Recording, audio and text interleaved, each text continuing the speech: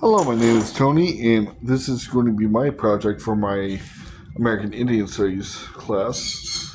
I've been a flint knapper for over 10 years, and this is some of the stuff that I've been working on in the past couple of months. And I apologize for my bird, and she doesn't know when to stop chirping. Um, this is some of the tools I've been using. So classic tools are going to be hammer stones. These are a couple of the stones that I constantly use. This is a breeder stone, which is very important because it helps prepare a platform when it comes to flint knapping. Pressure flakers are used for removing very small, minute material from the what you're trying to do. They can also be used to resharpen an edge. Something like this. This is an issue stick, and this is a modern one, just like this one. This one is used for pressure flanking, as well as I've been using this for indirect percussion, which is something that you can actually do. So say you just want to use this against this, and what you would do is place on where you want to remove some material, this little copper bit right here, and hit this area right here, and it will actually drive in flakes as well. Stone tools started out about 4 million years ago being this simple, just a simple flake of material, and it gets removed by a hammerstone against a core, which is something like this. And eventually, we started becoming a lot better at producing tools. This is one of my failed attempts at making a knife, but this is what I got. This one is a preform right here, and stuff like this is still very usable throughout the Stone Age.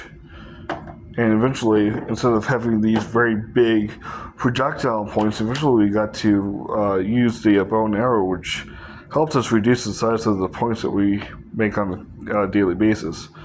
As a flint knapper, I can actually make one of these bad boys in about 5 minutes. It does not take very long to make a Stone Age tool, depending on the size and the material of what you have to deal with. To get flakes, you got to first find materials. You got to find out, hey, where can I actually get the knappable stones? And this is what's referred to as a spall. Spall of material is actually, this came off of something that was a lot bigger. And that is a really good thing for Stone Age people, because you don't want to be looking down 20, 30, 50 pounds of rock back to your village, and it's going to be several miles away. It's kind of easier to take apart something like this, where you can still get a lot of tools out of it and still be able to make your main tool, like a knife or a spearhead, and still be able to produce tools just like this one without actually having to have a blade core for you. So eventually, like I said, we get very simplistic tools, so that do not take a long time to make, like these two right here. I think I spent about 15 minutes on this one. Yeah, about 15. But you can use all kinds of different kinds of material. These are the most common ones I have been using, and these go back to even the Stone Age. So stuff like Georgetown flint, Keokuk, obsidian, and the mahogany obsidian.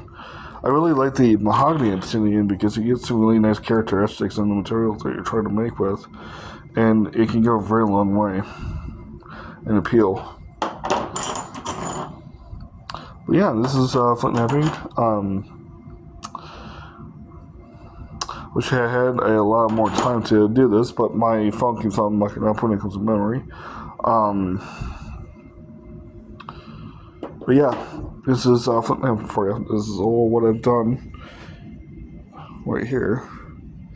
And hopefully at Kirkwood, I can actually convince the school to demonstrate more into flint knapping, because it really is an amazing prehistoric art, and it's been revived to some extent, but not a lot of people understand what flint knapping is or how these tools were properly made. So I hope that you guys have a good day, and thank you for watching.